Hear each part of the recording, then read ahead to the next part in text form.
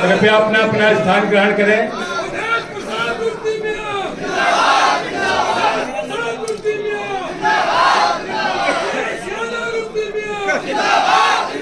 सभी लोग से अनुरोध है कि वो अपना अपना स्थान ग्रहण करें।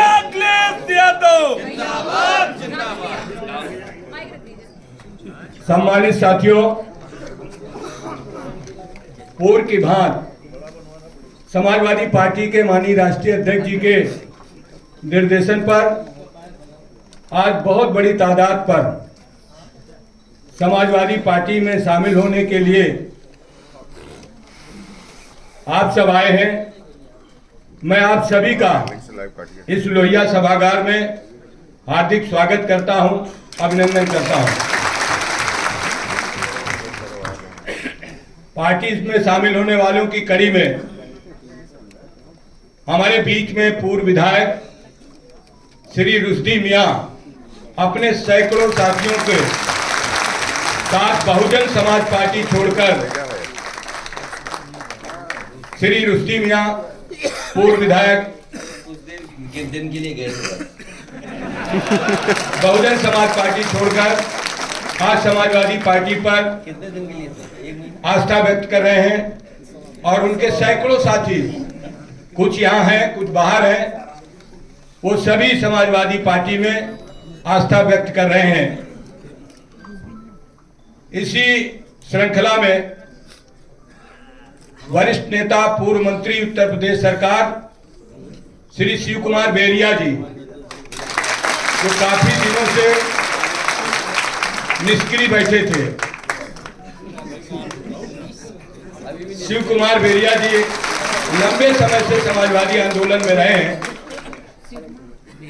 और आज सक्रिय होने के लिए अपने सभी साथियों के साथ समाजवादी पार्टी के माननीय राष्ट्रीय अध्यक्ष जी के समक्ष आए हैं। रसूलाबाद और कन्नौज के लोग हैं, सैकड़ों की तादाद पर आज यहाँ आए हैं। मैं उन सभी का स्वागत करता हूं। इसी श्रृंखला में रसूलाबाद से ही बहुजन समाज पार्टी के बहुत कद्दावर नेता श्री अतार खान भुट्टो साहब अपने बहुजन समाज पार्टी के बहुत संगठन के लोगों को लेकर लोकसभा कन्नौज की विधानसभा रसूलाबाद से आए हैं। मैं उनका हृदय से स्वागत करता हूं। श्री शिव कुमार बेरिया जी के साथ जो लोग काफी दिनों से उनके साथ थे और समाजवादी पार्टी में पहले से तो सक्रिय थे लेकिन बीच में नहीं सक्रिय थे, उन नामों को मैं कुछ माननीय राष्ट्रीय अध्यक्ष के समक्ष रखना चाहता हूं। श्री राजेश तिवारी उर्फ राजू, श्री के यादव, श्री आलोक वाजपेयी, श्री राजू भदौरिया, श्री सौरभ यादव, श्री सुनील यादव, श्री प्रदीप दुबे, श्री मुमताज अहमद, श्री आशुतोष दीक्षित, श्री राजाराम प्रजापति, नंदकिशोर बाथम, अर्पित वाजपेयी, जमील अहमद, श्री विजय शंकर तिवारी, श्री अतहर साहब के साथ श्री मेवालाल संखवार, श्री आनंद बिहारी पूर्व लोकसभा प्रभारी बहुजन समाज पार्टी, श्री रवि गौतम, श्री राम सिंह गौतम, श्री ब्रजभान दोहरे, श्री अजय गौतम, श्री नाजिम बारसिरी, श्री अकील खान, श्री रुखसार कुरैशी, श्री शाहनवाज कुरैशी, श्री जीशान कुरैशी, श्री साजिद, श्री शाहबाज अली, श्री जयराम संखवार, श्री रमाशंकर गुप्ता, रविंदर पाल पालीवाल, श्री दिलीप पाल, श्री राजेंद्र प्रसाद गुप्ता, श्री प्रभाकर गुप्ता, श्री इंद्रेश त्रिपाठी, श्री मोनू गुप्ता, श्री राजवीर कश्यप, डीपी यादव, मनोज दुबे, अजय यादव, ये सभी बेरिया जी के साथ समाजवादी पार्टी में सक्रिय होने के लिए आए। इनका सभी का हम हृदय से स्वागत करते हैं। और जनपद सिद्धार्थनगर के जिलाध्यक्ष श्री लालजी यादव की प्रेरणा से बहुत बड़ी तादाद पर बहुजन समाज पार्टी में बहुत लंबे समय से काम करने वाले, बड़े पदों में रहने वाले श्री राम मिलन भारती श्री राम मिलन भारती मंडल कोऑर्डिनेटर बहुजन समाज पार्टी अपने साथियों के साथ आए हैं। श्री अरविंद कनौजिया, श्री रमेश आजाद, श्री विक्रम आजाद, श्री सत्येंद्र कुमार, श्री राम बहोर कनौजिया, श्री निर्मोही, श्री अनिल कुमार गौतम, श्री ओम प्रकाश लोधी, श्री राम निहाल लोधी, श्री केशव लोधी, श्री बच्चू लोधी, श्री किसान लोधी, शेष मन लोधी, श्री शैलेश गुप्ता, श्री केदार लोधी, श्री मिथिलेश लोधी। ये सिद्धार्थ नगर के हमारे साथी हैं जो बड़ी तादाद में बहुजन समाज पार्टी छोड़कर समाजवादी पार्टी में आस्था व्यक्त कर रहे हैं। मैं इन सभी साथियों का हृदय से आभार व्यक्त करते हुए इनका अभिनंदन करता हूं। इसी कड़ी में मेरठ जनपद के पंडित अंकित शर्मा, जो पवन पांडे जी द्वारा प्रेरित है, श्री पंडित अंकित शर्मा भारतीय जनता पार्टी छोड़कर समाजवादी पार्टी में अपने सभी साथियों के साथ आए हैं। श्री अंकित शर्मा जी के साथ कुछ नाम मैं आपके सामने प्रस्तुत कर रहा हूं। श्री सुधीर कांत शर्मा, राष्ट्रीय महामंत्री अखिल भारतीय ब्राह्मण महासभा। श्री सत्य प्रकाश मिश्रा, राष्ट्रीय कोषाध्यक्ष अखिल भारतीय ब्राह्मण महासभा। श्री वेद प्रकाश शर्मा, राष्ट्रीय उपाध्यक्ष भारत गौरव रत्न अखिल भारतीय ब्राह्मण सभा। श्री उमेश कुमार शर्मा सरधना, श्री अजीत शर्मा, श्री मुनेश शर्मा, श्री दिनेश प्रधान जी, डॉक्टर कवि बंधु जी, ये सभी लोग मेरठ के हैं और बड़ी तादाद में भारतीय जनता पार्टी को छोड़कर आज समाजवादी पार्टी में शामिल हो रहे हैं। इन सभी का मैं हृदय से स्वागत करता हूं। इसी श्रृंखला में स्वर्गीय राजा राजीव कुमार सिंह, जो समाजवादी पार्टी से मंत्री थे, मिनिस्टर थे, उनके पुत्र सुपुत्र श्री राजा राजकुमार सिंह। श्री राजा राजकुमार सिंह बड़ी तादाद पर अपने साथियों से आज समाजवादी पार्टी में शामिल हो रहे हैं। हम उनका हृदय से धन्यवाद देते हुए स्वागत करते हैं। और सूची बहुत लंबी है, प्रेस के भाई बहुत देर से बैठे हैं, तो मैं राष्ट्रीय अध्यक्ष जी की अनुमति से वो सूची सभी पत्रकार भाइयों को मैं उपलब्ध करा दूंगा। तो जो प्रमुख नाम थे वो मैंने आपके समक्ष रखे। इन सभी साथियों का अभिनंदन करते हुए मैं राष्ट्रीय अध्यक्ष जी से इजाजत चाहूंगा।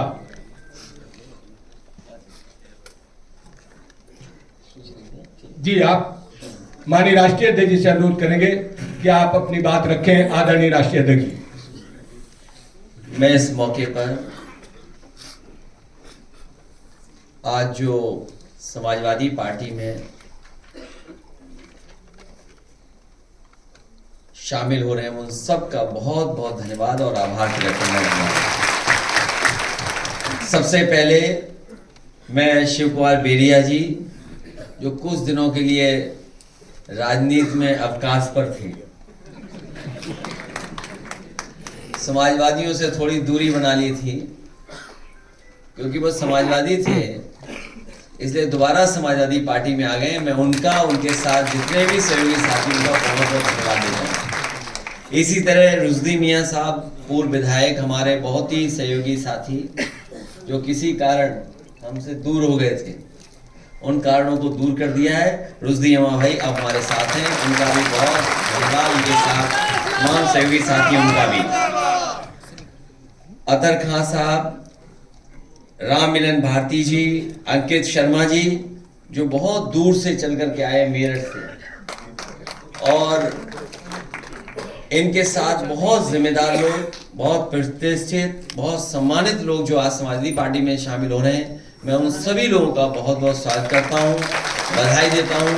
और मुझे उम्मीद है कि आने वाले समय में जो समाजवादी पार्टी लड़ाई लड़ रही है, उस संघर्ष में हमारा सहयोग करेंगे अपने तमाम सहयोगी और साथियों के साथ। बहुजन समाज पार्टी के जो कोऑर्डिनेटर रहे, डुमरियागंज और सिद्धार्थनगर इलाके में और आसपास क्षेत्र में बहुत जिम्मेदारी से जमीन तक बहुजन लोगों की आवाज पहुंचाने का काम करते रहे, मेहनत कर करके लोगों को जोड़ा उन्होंने।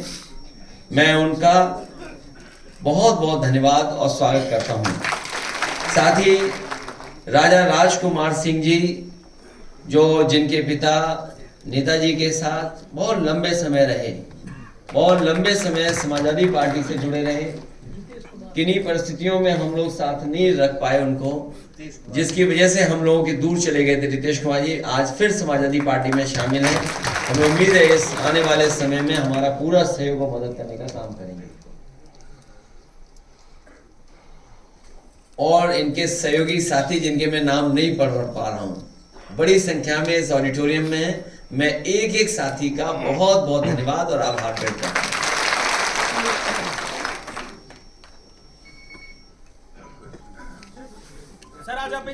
सर आज आप ज्वाइनिंग करा रहे हैं। कल के दिन लखनऊ में बीजेपी और कथित तौर पर जो यादव समाज के लोग थे उनकी तरफ से कार्यक्रम कराया गया। मनीष यादव नाम के युवा थे, उन्होंने मुख्यमंत्री मोहन यादव को बुला के कार्यक्रम रखा। मोहन यादव ने सीधे सीधे चैलेंज आपको किया।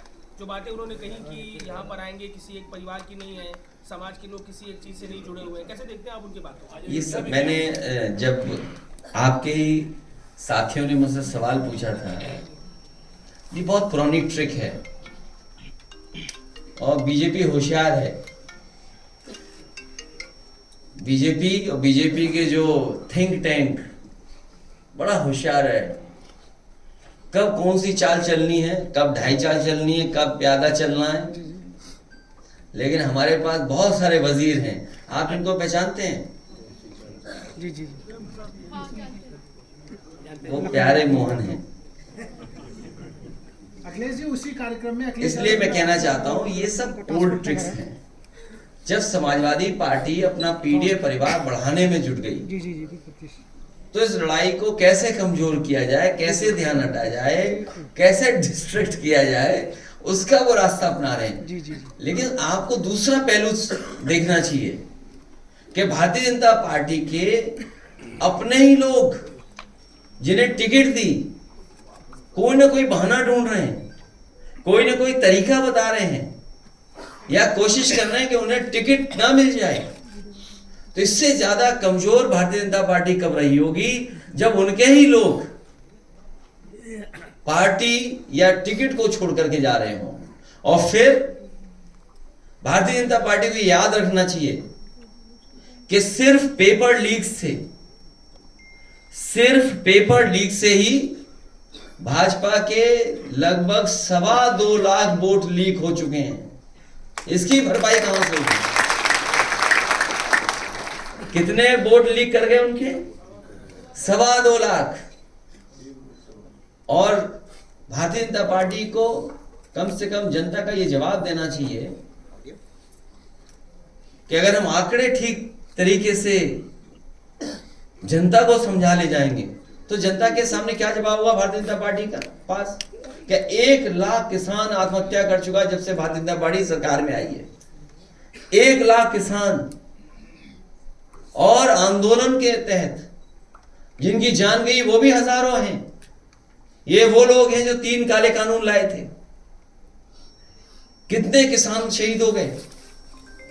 और आज भी किसान आंदोलन कर रहा है और एमएसपी मांग रहा है। क्या एमएसपी देने का इनके पास कोई रास्ता है?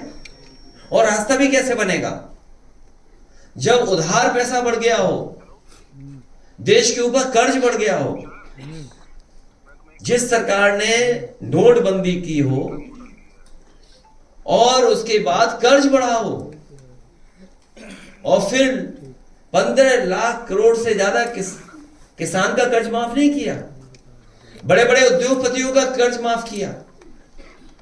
और हो सकता है जिन किसानों का कर्ज माफ होना चाहिए नहीं किया, या हम दूसरे तरीके से देखें वो कभी जांच का विषय भी हो सकता है कि जिन उद्योगपतियों का कर्ज माफ हुआ है, क्या उन्होंने इलेक्टोरल बॉन्ड्स तो नहीं दिए थे भारतीय जनता पार्टी को? यह बड़ा सोचने का सवाल है कि कहीं ऐसा तो नहीं भारतीय जनता पार्टी ने जिन उद्योगपतियों का कर्ज माफ किया हो उनसे इलेक्टोरल बॉन्ड्स भी लिए हों और बाद में उन्हीं उद्योगपतियों को कर्ज दे दिया। दुनिया में हमें बताओ कौन सा देश इस तरह की अर्थव्यवस्था चलाता होगा जहां पर पहले तो लोन दिया जाए, जब वो डिफॉल्टर हो जाए तो उनका कर्ज माफ हो, फिर उन्हें कर्ज दे दिया जाए और कर्ज के माफ करने के बहाने इलेक्टोरल बॉन्ड्स ले ली जाते हो। अरे हमने तो कह दिया जांच की मांग, सुना नहीं आपने या स्किप कर गए वो भी आप? अखिलेश जी इसलिए जहां किसान की आय दोगुनी का वादा किया था, क्या किसान की आय दोगुनी होगी इस महंगाई में? और फिर नौजवान, वो बेटी जो इसने आत्महत्या कर ली, क्या कहा उसने? माफी मांगी पिता और मां से, मां और पिता से माफी मांग करके उसने आत्महत्या कर ली, क्योंकि पेपर लीक हो गया, वो अपना भविष्य बनाना चाहती थी। दूसरा कन्नौज का बेटा ब्रजेश पाल, उसने अपनी जान दे दी डिग्री जला करके। जो लोग निवेश का सपना दिखा रहे थे और बड़े बड़े आयोजन कर रहे थे, आप लोगों को ब्रेकिंग सेरेमनी में बुला करके आपको कूपन दे रहे थे खाने का, बताओ, कूपन दिया प्रेस को खाने का, ये खाना खाए बिना मत जाना। कहां है नौकरी, कहां है रोजगार?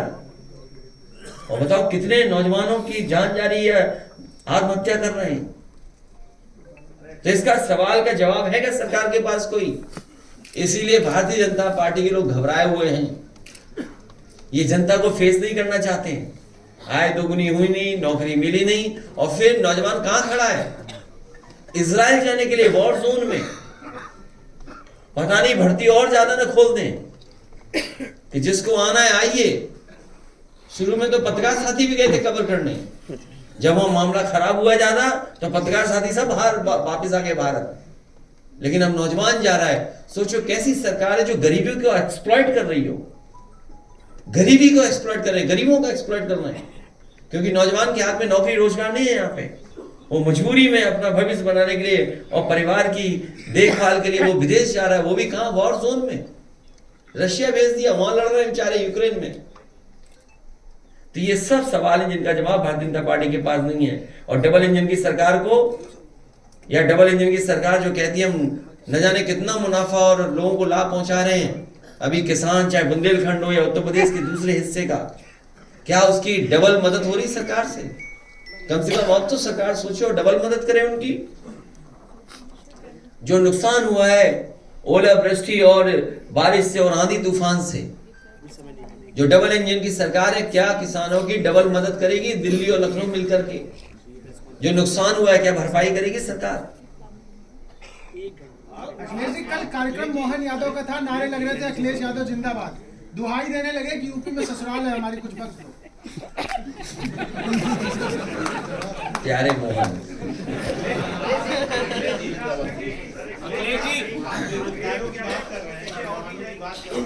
अग्निवीर की बात कर रहे हैं, पेपर लीक की बात कर रहे हैं, और ये सब सवाल जब आप सरकार से करते हो, सरकार धन को आगे कर देती है, और धन को आगे करने के बाद इन सब मुद्दों को जो है भटका देती है। इसे आप कैसे काउंटर करेंगे? जो इन सवालों का जवाब आज नहीं दे रहा है, उससे बड़ा कोई अधर्मी नहीं हो सकता। बाकी कैंडिडेट्स की लिस्ट कब तक आ सकती है? क्या आप भी चुनाव मैदान में चलने जा रहे हैं? खबरें हैं कि आप कन्नौज से और धनौजा नहीं, आपकी इच्छा है कहीं लड़ने की? आप लड़िए। आपका है क्या? बहुत जल्दी तय हो जाएगा सब। अब बीजेपी की सूची देखिए आप, क्या सूची है वो, जो सब हारने वाले हैं।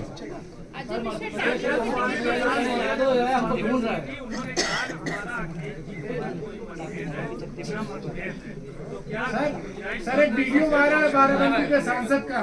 नहीं, जो बात आप कह रहे हो, सर वो बाराबंकी के मौसम बदल गया। सर ये वीडियो वायरल हो रहा है, बाराबंकी के सांसद का वीडियो बताया जा रहा है, वायरल हो रहा है।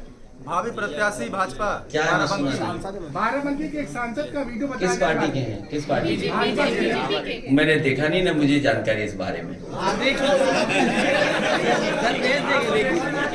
नहीं, मेरी जानकारी में नहीं है। नहीं, मेरी जानकारी में नहीं है सर। नहीं,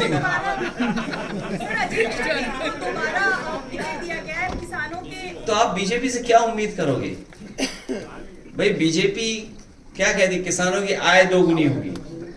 क्या इस महंगाई में आय दोगुनी हो गई? 1 लाख किसान ने आत्महत्या की है अभी तक, जब से भारतीय जनता पार्टी की सरकार आई है। दुनिया में शायद इतना कर्ज किसी देश के ऊपर नहीं होगा। कर्ज उद्योगपतियों को दिया, उद्योगपतियों का कर्ज माफ कर दिया। और फिर ये जो घटना हुई थी तेजिंदर ब्रिक की, तो जान बच गई तेजिंदर ब्रिक की, उसकी भी जान चली जाती। और उन्हीं जिन पे आरोप थे बताइए टिकट दे रहे हैं, तो इससे किसान का क्या भला होगा? इससे जनता को समझ लेना चाहिए कि भारतीय जनता पार्टी कैसी पार्टी है। अब पार्टी विद डिफरेंस यही है कि जो चाहो सो करो और हम तो आपके साथ हैं। ओलावृष्टि के बाद प्रधानमंत्री के क्षेत्र से लेकर मुख्यमंत्री क्षेत्र तक किसान बहुत परेशान है और लगातार उनकी फसल नष्ट हुई है और अभी तक कोई इस तरीके का उनको मदद जमीन। इसमें प्रधानमंत्री जी का क्षेत्र और मुख्यमंत्री क्षेत्र से क्या लेना देना है? जो पॉलिसी है दिल्ली और लखनऊ मिलकर के मदद करते हैं। तो जो लोग ये दावा करते हैं डबल इंजन की सरकार का, तो किसानों की डबल मदद करें। अगर प्रधानमंत्री और मुख्यमंत्री है तो डबल मदद करें, दोनों मिलकर के मदद करें। सर CNRC ला रहा है। तुम क्या सीबीआई के चक्कर में पड़े हो? हैं? ले हमारा कोई मुद्दा नहीं है, हम बहुत दिनों से हैं। और भगवान ऐसी कृपा करे इनके मालिक की भी सीबीआई जांच हो। अखबार है अमर उजाला, उनका फार्म हाउस है बरेली में और कारोबार है कहीं और भी। ये सवाल का जवाब ही है। जब बात किसान की चल रही तो सीबीआई क्यों ले आए आप? ये भगवान इनकी जरूर जांच हो। सर CNRC देखिए ऐसा है, ये सीरियस मत लो आप, सीरियस मत लो। बहुत दिल पे ले ली इन्होंने बात। अरे दिल पे ले ली इन्होंने, अमर उजाला के पत्रकार हैं, दिल पे ले ली इन्होंने। अरे सर CNRC ले ली दिल पे ले ली। बात कर रहे हैं आप। अच्छा मैं बात कर दूं ना? अखिलेश जी CNRC पे क्या कहेंगे आप? अरे शांति हो जाए थोड़ी देर। सर आपने बिहार में सर 80 और 40 का नारा दिया है। देखिए हमारे पत्रकार साथी वैसे सीरियस हो गए। सीबीआई एजेंसी है, अगर सीबीआई कोई चीज पूछेगी तो हम जवाब देंगे, उसमें क्या है? अच्छा कोई भी एजेंसी उसका सहयोग करेंगे। नंबर 1, यहाँ जितने लोग बैठे हैं और हमारे सबसे बुजुर्ग नेता ये बेरिया जी होंगे। आपके यहाँ थाने में किसकी चल रही है? बीजेपी की विधायक की चल रही है कि नहीं चल रही? देखिए आप, जब थाना कब्जा कर रखा है बीजेपी के लोगों ने, सबसे छोटी यूनिट जहां पर न्याय मिलता है लोगों को, तो ये सीबीआई तो बड़ी एजेंसी है, इस पे कब्जा क्यों नहीं करेंगे? तो ये आप बुरा मत मानो, कभी आपकी भी जांच होगी तो अलग बात है। और महीने का कितना ऐड मिलता है ये तो बता दो। अरे भाई हमसे पूछ लिया सीबीआई, हम सीबीआई के लिए तैयार है। अच्छा आप अपना बताओ महीने का ऐड कितना मिलता है? अब क्यों मुस्कुरा रहे भाई? नहीं ऐड कितना मिलता है? 1 करोड़ के 50 लाख? तो जवाब देने का अधिकार हमारा है। नहीं यहाँ भी है, वो परंपरा भूल गए, हम भी भूल गए।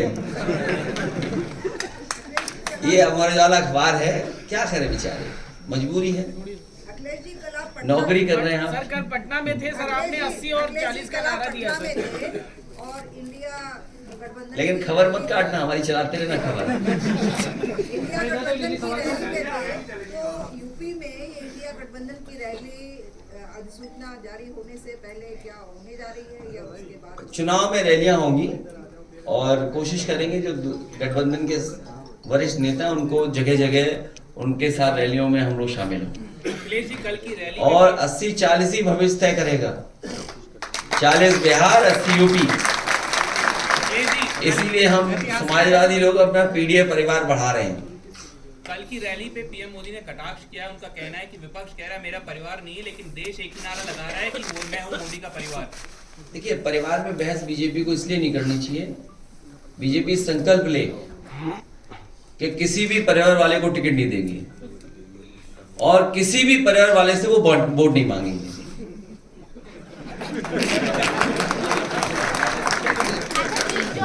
शिक्षक अभ्यर्थी प्रदर्शन कर रहे हैं और प्रकाश राजभर ने कहा ये समाजवादी पार्टी टोपी लगवा करके करवा रही है। क्या चीज? जो 6800 शिक्षक अभ्यर्थी प्रदर्शन कर रहे हैं उन पे प्रकाश राजभर ने कहा है कि लाल टोपी लगा कर ही प्रदर्शन। बीजेपी रहेगी तो नौकरी भी खत्म हो जाएगी, आरक्षण भी खत्म हो जाएगा। इसलिए कई मौकों पर कहा कि ये समुद्र मंथन की तरह संविधान मंथन का समय है। एक तरफ वो लोग हैं जो संविधान के रक्षक हैं और दूसरी तरफ वो लोग हैं जो संविधान के भक्षक हैं। जो अधिकार हैं वो छीने जा रहे हैं। इसमें सवाल किसी दल का नहीं है, उन बच्चों का है जो कई दिनों से, कई साल से वो न्याय मांग रहे हैं सरकार से। हम उन बच्चों को भरोसा दिलाते हैं जब कभी भी समाजवादियों को जनता ताकत देगी उनको न्याय देंगे और जो हक और सम्मान उन्हें मिलना चाहिए संविधान के तहत, उसके लिए लड़ाई समाजवादी पार्टी लड़ेगी। सर ये बताइए सर, बीजेपी के विधायक पे सवाल उठा रहे थे राजभर जी। नहीं, वो आपको स्टेट ऑफिसर क्या पता करना चाहिए गाड़ियां कितनी तैयार हो गई हैं, तो उससे आपको पता लग जाएगा मंत्री कितने बनने जा रहे हैं। सर राजभर जी ने बोला है कि जो लड़के धरना दे रहे हैं दलित और पिछड़े वो लात खाने लायक हैं। क्या राजभर जी ने बोला है कि दलित और पिछड़े लड़के जो आंदोलन कर रहे हैं वो लात खाने लायक। वो खुद जाके वहाँ क्या खा रहे हैं?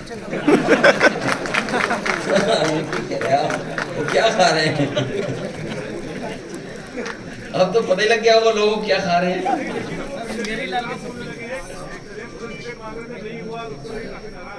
चलिए मैं प्रेस के साथियों का धन्यवाद देता हूँ, लेकिन प्रेस के साथियों जरा लखनऊ